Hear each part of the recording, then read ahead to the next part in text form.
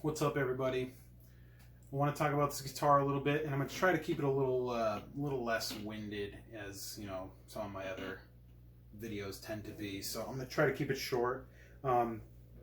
Basically, this project started as another typical Tom DeLonge style build, but what ended up happening was a couple little minor mess ups happened with the original paint job.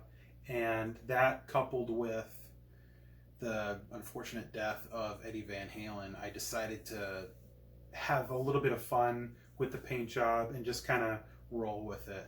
So my original plan was to have this, big headstock fender neck with a maple fretboard. I thought would be very cool, with a red body and a white racing stripe, which you can kind of see under here. But then some of that got a little screwed up, unfortunately, so I decided, you know what, I'm just going to have some fun with it. I had a bunch of other paint colors lying around, and I hadn't bought a pickup or pickguard or anything yet, so I decided to kind of steer it in a different direction and kind of do like a Tom DeLonge meets Eddie Van Halen kind of build, because it was already a hardtail body. I wasn't just going to, carve it up and try to make it, like a Floyd Rose or something like Eddie would have used. Plus, I just kind of prefer this style body anyway. So yeah, it originally had a red paint job with the white stripe, and then I covered it with some paint, or I covered it with some tape, sorry. And then I sprayed yellow on top of that. And then I left that tape on. I put some more tape on it, and then I sprayed black over that. So after that dried, I took everything off, and this is what I was left with. I thought it came out pretty cool. I mean, there's a couple little details I would have preferred to have fixed, but it's not perfect. Neither was Eddie's when he did them at the time, so I'm not really worried about it. I mean, this little shape came out a little funky, not quite what I had hoped, but whatever. I like the little smiley face I ended up being able to do, because I had two circular stickers. I was like, oh, I could probably make a little smile out of that. Eddie was known for hiding some little things, or not even hiding. Sometimes, like, he had a guitar that said like "see you later" on the back, and at the end of the show he would kind of flip the guitar around, which was cool. But yeah, anyway, the pick guard is from Warmouth. That's where I get most of my pick guards. They can do the angled humbucker like that. This does have actually a push-pull pot. I didn't use that in the quick little demo you heard, but it does push, or did I say push-pull? I meant push-push pot. So you just push it. You don't have to pull up, which is very, very convenient, especially with this type of knob. And of course I went with the tone knob.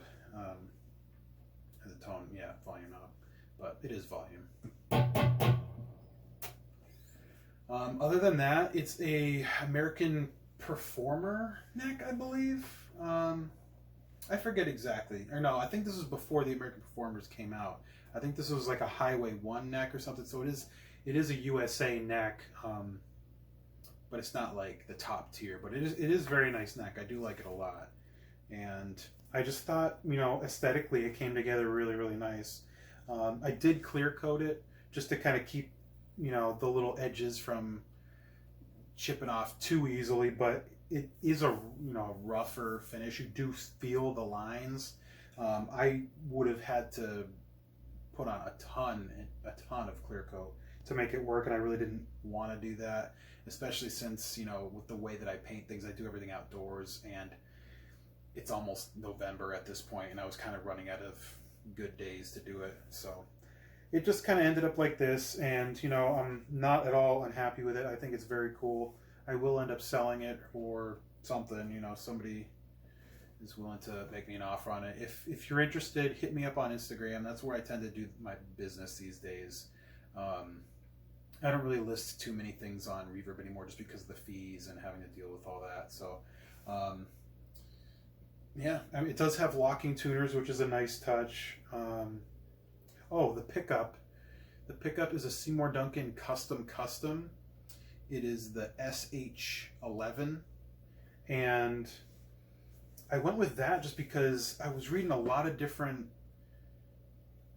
like characteristic, you know, descriptions on their website, and this one just sounded like it would really do this guitar, you know, a service.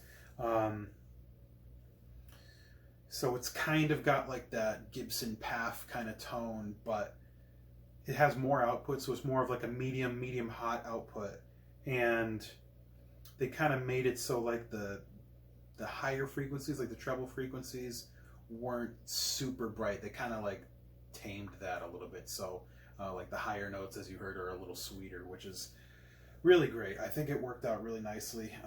The body is poplar, which I've only used one other time, but it's worked out really great. It's a little bit cheaper than, you know, using alder or ash or anything like that, and it's been a really great tone wood. It's worked out really nicely with everything else that I've used. The other guitar I did it with was the Relic White Jazzmaster that I made, and that guitar was awesome. So can definitely recommend poplar if you're interested in a build. So and the body is from Warmouth.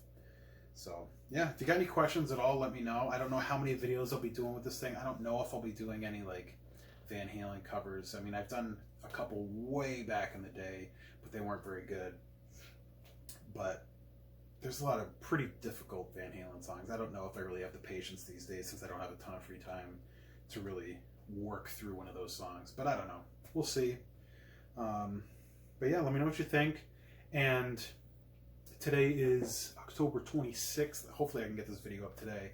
But I have a new single coming out on the 30th, so keep an eye out for that. First single for my new album. Probably the only single that I'll put up before the new album drops. So hope you guys check that out, and I'll see you soon. Thanks for watching.